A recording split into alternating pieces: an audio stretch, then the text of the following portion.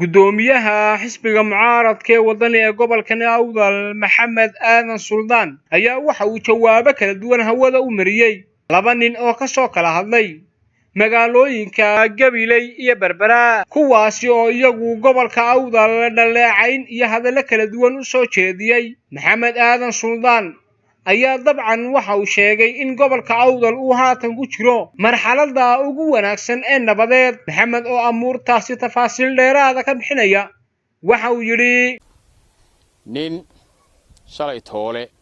Berbera ka soo hadlay ninkaasi waxa la yiraahdaa wuxuu ahaa Tallaabo waxa uu sheeganayay inuu mujaahid yahay waxa uu ninkaasi ku faanayay dawladda Soomaaliya inuu ku biirayo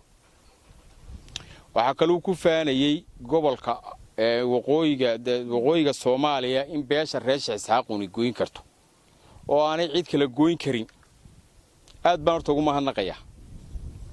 waxa hoos loo leeyahay in kor loo yiraahdo sidaas oo kale ay u fiican tahay aad iyo aad baad inaad u mahadsantahay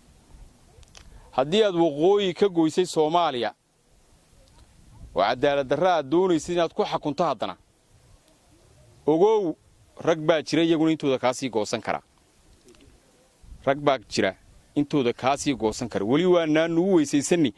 سيدا دفعني سيد وجو يوجيسي. والله أودر وانا نوجين كرنا ولي وانا نصور دقاق. إنت أرتوجو لا تكويسو. وعيسى قلنا جرير أنا ملايين يسنا دجالة دي كشيكين يو عنا كاني هاي ورير قبلها أو مو ملايين كاسين وجرا وقت كدالة haddaan isla waqtigii dagaaladu jiray sidoo hadlay mu hadleen waxay tamayay beeladda biskacay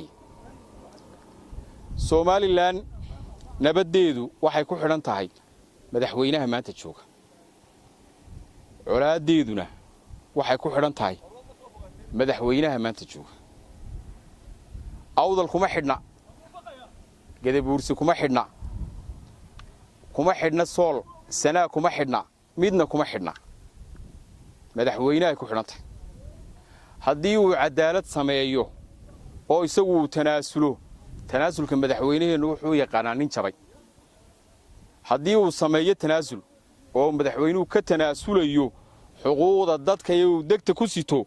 nabadda Soomaaliland way fiicnaan way noognahayo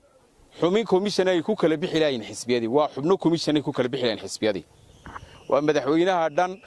ee reer Awdal leeyihiin ee ay la rabaan ee ay ka doonayaan ee ay maanta doonayaan ee waxa ay soo wadaan ee xuquuqiya wax kala hadlayaan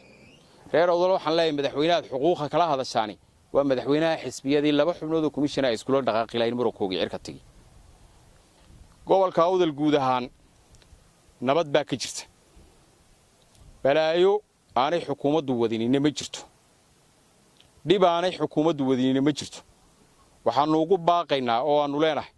war ciidamada aad ku soo daabulaysan ka daaya nabad baanu haysanaa anagu nabad buuxda oo taamaanu haysanaa dadka reer Awdal maanta maalin ka nabad badan yihiin anigu ima soo marin mana garanayo waa nuux kadiya magaalada Buurama